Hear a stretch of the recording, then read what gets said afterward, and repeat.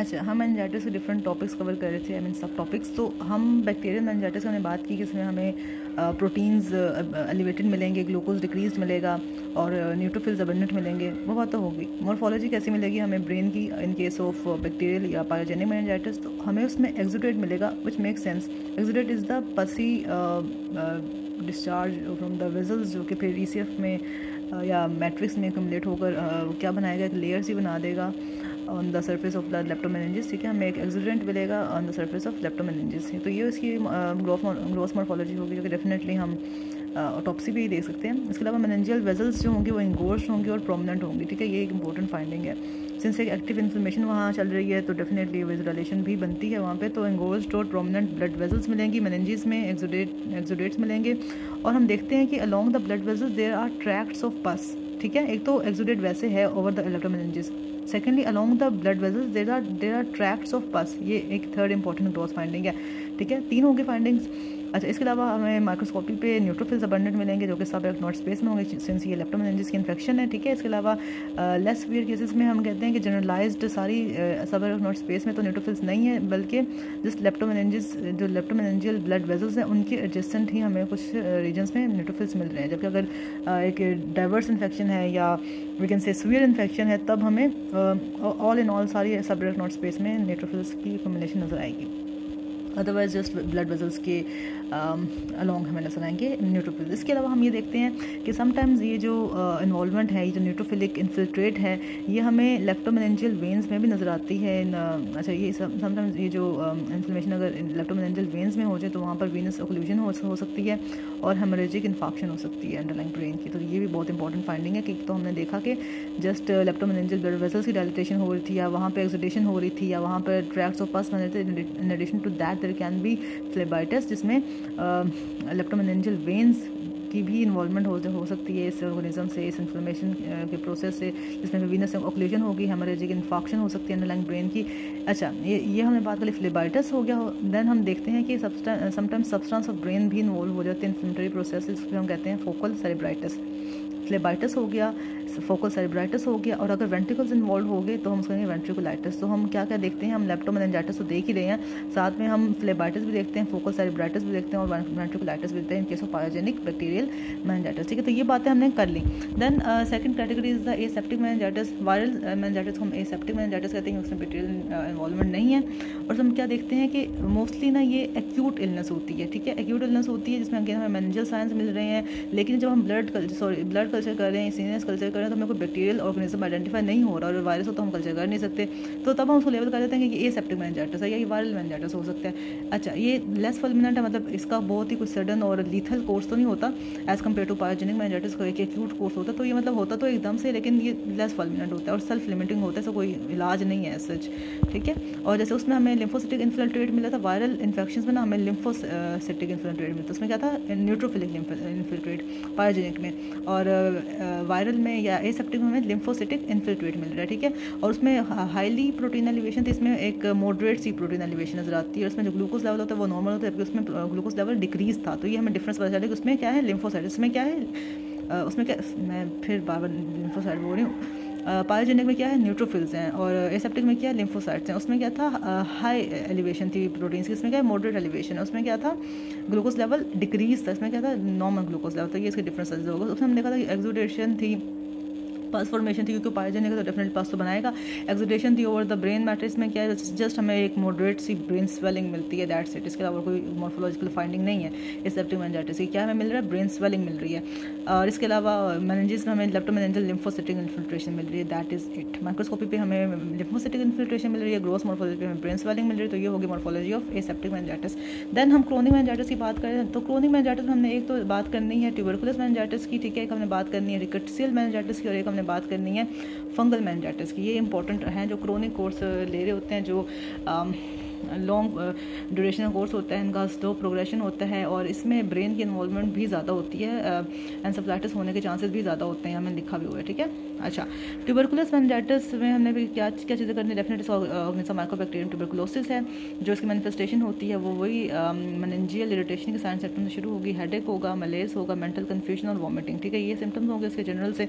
CSF अगर हम fluid देखें तो उसमें सेलुलैरिटी में मॉडरेट इंक्रीज आएगा। सेलुलैरिटी का मतलब यही है कि उसमें जो न्यूट्रोफिल्स लिम्फोसाइट्स उसका क्या लेवल है ना, और उसमें मोर न्यूक्लियर सेल्स भी हो सकते हैं, ठीक है, मतलब कि लिम्फोसाइट्स भी हो सकते हैं, पॉलीमॉर्फो न्यूक्लियर सेल्स भी हो सकते हैं, मतलब कि न्यूट्रोफिल्स भी हो सकते हैं, क्योंकि सिंस इसका थोड़ा क्रोनिक सा कोर्स होता है तो उसमें हमें एक्यूट और क्रोनिक दोनों इन्फ्लेमेशन के सेल्स मिल सकते हैं। अगेन हम देखा प्रोटीन इसमें भी एलिवेटेड होगी, ठीक है। अच्छा, और ग्लूकोज कंटेंट मॉडरेटली रिड्यूस हो, क्योंकि माइकोबैक्टीरियम भी तो एक बैक्टीरियल इन्फेक्शन ही है, लेकिन बहुत ज़्यादा रिड्यूस नहीं होगा। अच्छा, और समटाइम हम ये देखते हैं कि जो माइकोबैक्टीरियम ट्यूबरकुलोसिस की इन्फेक्शन है ना, ये ब्रेन के पेरेन्काइमा को इन्वॉल्व करके एक इनकैप्सुलेटेड सी, एक सर्कमस्क्राइब्ड सी इंट्रा पेरेन्काइमल लीजन या मैस बना देते हैं, जिसको हम कहते हैं ट्यूबरकुलोमा। तो ये भी आपने याद रखना, ठीक है। हम एक्सरे पे इसकी फाइंडिंग देखते हैं तो ये एक हमें ट्यूमर लग सकता है, लेकिन इट इज़ एक्चुअली ट्यूबरकुलोमा, ठीक है, अगर ये ब्रेन पेरेन्काइमा को इन्वॉल्व कर ले।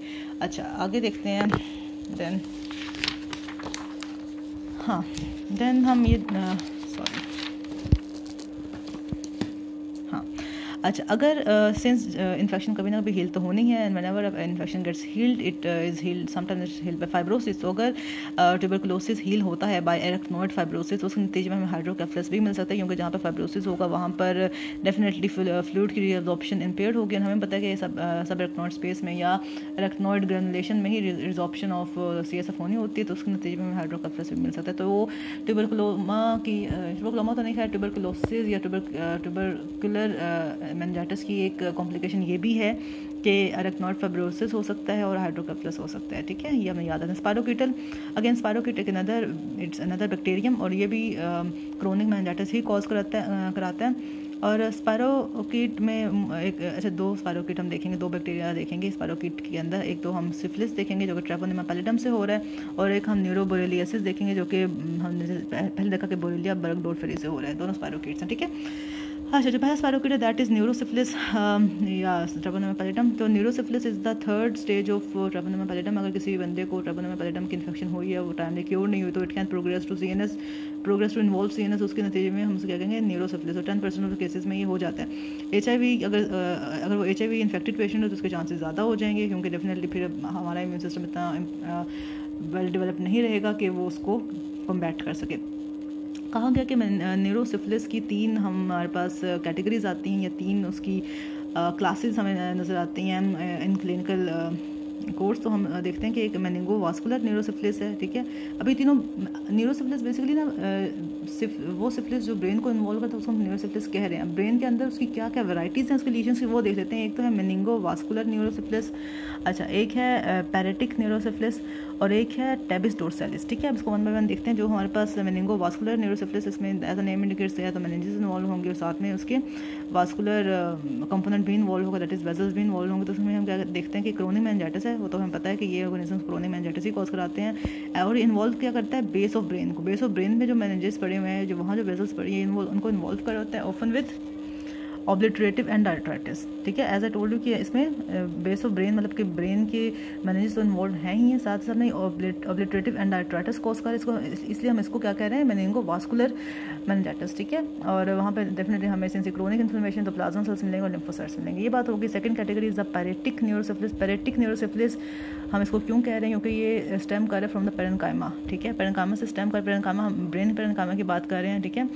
और ब्रेन पेरेन्काइमा में स्पायरोकीट ग्रो करेंगे, और साथ वहाँ पे न्यूरोनल लॉस करेंगे। न्यूरोनल लॉस को कॉम्पनसेट करने के जो वहाँ पे माइक्रोग्लियल सेल्स या सपोर्टिंग सेल्स पड़े हैं, उनकी प्रोलिफरेशन होगी, तो उसके नतीजे में ना फाइब्रोसिस होने के चांसेस भी होते हैं, ठीक है। अच्छा, इसका डिजीज़ का प्रोग्रेशन इंसीडियस होता है, क्योंकि एज ए टोल्ड ये सारे ऑर्गेनिज्म जितने भी हैं, सिफिलिस हो गया या बर्गडोर्फेरी हो गया, बोरेलिया हो गया, ट्यूबरकुलोसिस हो गया, या फंगल इन्फेक्शन हो गया, सबका थोड़ा ना क्रोनिक कोर्स होता है, इंसीडियस कोर्स होता है, ठीक है। और डेफिनेटली अगर न्यूरोनल टिश्यू का डैमेज हो रहा है तो मेंटल और फिजिकल फंक्शन तो इम्पेयर होंगे, तो हमें मूड अल्ट्रेशन मिलेंगी, डिल्यूजन ऑफ ग्रैंडियोर के सिम्टम मिलेंगे, और इवेंचुअली सीवियर डिमेंशिया। मतलब कि जितने भी ना वो सीनस से रिलेटेड सिम्टम्स है ना, जो साइकोलॉजिकल सिम्टम्स, वो हमें से मिलेंगे, ठीक है। तो ये पैरेटिक न्यूरोसिफिलिस जो कि किसको इन्वॉल्व करता है, न्यूरोनल टिश्यू का लॉस कराता है, पेरेन्काइमल इन्वॉल्वमेंट है इसकी, प्रोलिफरेशन ऑफ माइक्रोग्लियल सेल्स कराता है। उसको लेने के लिए हमें मेंटल और फिजिकल फंक्शन में लॉस मिलता है, मूड अल्ट्रेशन होती है, और इवेंचुअली डिमेंशिया हो जाता है। सेकंड कैटेगरी ये थी। पहली कौन सी थी, वो मेनिंगो वास्कुलर लीजन्स या मेनिंगोवास्कुलर न्यूरोसिफिलिस, ठीक है। और सेकंड कैटेगरी क्या है, पैरेटिक न्यूरोसिफिलिस, जिसमें हमें सीएनएस रिलेटेड साइकोलॉजिकल सिम्टम्स मिल रहे हैं, ठीक है। एंड थर्ड कैटेगरी है टेबिस डोर्सालिस। टेबिस डोर्सालिस डेफिनेटली हम सेकंड ईयर में पढ़ के भी आए हैं कि ये सेंसरी नर्व रूट्स की लीजन है। इसमें क्या होता है कि सेंसरी नर्व्स जो डोर्सल रूट्स में पड़ी हुई हैं वो इन्वॉल्व होती हैं, नतीजे में हमें सारे सेंसरी सिम्टम मिलेंगे, that is loss of position sense and ataxia, loss of balance भी हो सकता है, और पेन सेंसेशन भी इम्पेयर होती है, वजह से बंदे को पेन पता नहीं चलेगा, तो स्किन और जॉइंट डैमेज हो सकता है। हम चारकोट जॉइंट्स कहते हैं, चारकोट जॉइंट्स हमें किससे मिलते हैं, टेबिस डोर्सालिस से मिलते हैं, ठीक है। और इसके अलावा हमें पेन भी मिल सकता है, तो loss of balance, loss of position sense, pain sensation empire होना और स्किन और जॉइंट का डैमेज होना और साथ में लाइटनिंग पेन होना, ये टेबिस डोर्सालिस की कैरेक्टरिस्टिक, मतलब सेंसरी लॉस हो रहा है, ठीक है इसमें। अच्छा, neuroborreliosis is basically caused by another bacterium Borrelia burgdorferi, ठीक है, और लाइम डिजीज़ का एजेंट है। और इसमें अगेन अगर इससे मेनिंजाइटिस होगा तो उसमें उसको भी हम एसेप्टिक मेनिंजाइटिस, उसके सिम्टम कुछ एसेप्टिक मेनिंजाइटिस ऐसे होंगे, मतलब उसमें पायोजेनिक मेनिंजाइटिस सुनेंगे ना, उसमें कोई एक्सुडेशन नहीं हो रही, ठीक है। और फेशियल नर्व पाल्सिस इसमें होती है न्यूरोबोरेलियासिस में, माइल्ड एंसेफेलोपैथी होगी और पॉली न्यूरोपैथी होगी, मतलब नर्व्स इन्वॉल्वमेंट है, ब्रेन की इन्वॉल्वमेंट है और साथ में फेशियल नर्व की इन्वॉल्वमेंट बहुत इंपॉर्टेंट है न्यूरोबोरेलियासिस में। देन फंगल मेनिंजाइटिस लास्ट हमारी कैटेगरी है मेनिंजाइटिस की। तो फंगाई में तीन इंपॉर्टेंट देखने हैं, क्रिप्टोकोकस नियोफॉर्मेंस, हिस्टोप्लाज्मा कैप्सुलेटम और कॉक्सीडियोइड्स इमिटिस। कुछ अच्छा ये भी ना एक बात याद है ना कि ये भी एक क्रोनिक कोर्स, इंसीडियस कोर्स लेते हैं, इसका भी कोई वो एक्यूट नहीं होता progression. And just like the other chronic forms, ये पेरेन्काइमल इन्फेक्शन इसमें इंपॉर्टेंट होती है, एक कॉमन फाइंडिंग होती है इसमें कि पेरेन्काइमा को भी इन्वॉल्व कर सकती है फंगल इन्फेक्शन, ठीक है। और इम्यूनोसप्रेशन के केसेस में इसकी ज़्यादा हमें इंसिडेंस नज़र आती है, ठीक है। तो first organism is a Cryptococcus neoformans, एक फंगस है और मेनिंजाइटिस भी कॉज कराता है, मेनिंगोएन्सेफलाइटिस भी कॉज कराता है, मोस्टली इम्यूनोसप्रेशन में। फंगल इन्फेक्शन हमेशा होते ही इम्यूनोसप्रेशन में, ठीक है, मतलब मोस्टली, मतलब although in the absence of immunosuppression भी हो सकती हैं, लेकिन इम्यूनोसप्रेशन में बहुत कॉमन है, ठीक है। और ये over the period of 2 weeks भी हो सकते हैं, over the period of months या ईयर्स भी प्रोग्रेस कर सकता है, depending upon the individual case कि उसकी इम्यूनोसप्रेशन कितनी थी, इसकी वो सिवियरिटी कितनी थी, उसकी सेप्टिसीमिया कितना हुआ वगैरह वगैरह। और CSF हमें कैसा मिलेगा फंगल इन्फेक्शन में, CSF में हमें कुछ सेल्स मिलेंगे और प्रोटीन एलिवेशन मिलेगी, ठीक है। हमें ग्लूकोज की रिडक्शन तो इतनी नहीं मिलेगी, लेकिन प्रोटीन की एलिवेशन जस्ट लाइक अदर, क्योंकि एक्सुडेशन हो रही है वहाँ पे, एक एक्टिव इन्फ्लेमेटरी प्रोसेस चल रहा है, तो डेफिनेटली प्रोटीन एलिवेट हो जाती हैं, ठीक है। अच्छा, एक इंपॉर्टेंट फाइंडिंग हमें मिलेगी इंडिया इंक प्रिपरेशन पर, डेफिनेटली हम उसको कल्चर करने की कोशिश करें कि इंडिया इंक प्रिपरेशन पर तो हमें म्यूकोइड इनकैप्सुलेटेड से यीस्ट मिलती है। तो अगर ये पूछा जाए MCQ में कि इंडिया इंक प्रिपरेशन पर म्यूकोइड इनकैप्सुलेटेड यीस्ट हमें किस में मिलती हैं, तो वो हमें किस में मिलती है, क्रिप्टोकोकस नियोफॉर्मेंस में, ये याद रखनी है, ठीक है। अच्छा, फिर हम देखते हैं कि ब्रेन में ना कुछ स्पेसेस होती हैं, जिसमें हम बोलते हैं Virgo Robin spaces. Virgo Robin spaces में कुछ वेजल्स होती हैं, तो मेनिंजिस से ब्रेन में जो स्प्रेड होता है ना इस फंगस का, वो होता है by the way of these spaces. In spaces में जो ब्लड वेसल्स पड़ी हैं उसके अलॉन्ग ये मूव करता करता ब्रेन तक पहुंच जाता है क्रिप्टोकोकस नियोफॉर्मेंस, ठीक है। और अगर ये इन स्पेसेस में से गुजर और वहाँ पर प्रोलिफरेट करने लग जाए, तो तब उन स्पेसेस की डायलेटेशन हो जाएगी, एक्सपेंशन हो जाएगी, तब हम उसको क्या कहेंगे, सोप बबल लाइक अपीयरेंस, ठीक है। तो Virgo Robin spaces provide a way of passage for their spread into the brain, ठीक है।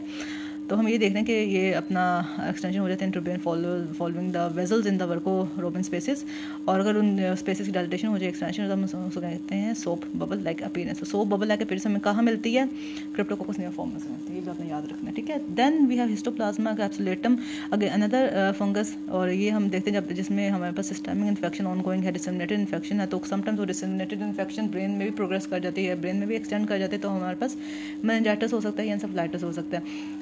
और इसमें हम देखते हैं कि टिपिकली बेसिलर मेनिंजाइटिस होता है, बेस ऑफ ब्रेन को इन्वॉल्व कर रहा होता है, हमें डिक्रीज ग्लूकोज मिलेगा। अच्छा, इसमें ना माइल्डली डिक्रीज ग्लूकोज है, ऑल्दो ये फंगल इन्फेक्शन में डिक्रीज होना नहीं चाहिए, लेकिन हमें माइल्डली डिक्रीज ग्लूकोज मिलता है, किस केस में, हिस्टोप्लाज्मा कैप्सुलेटम में, ठीक है।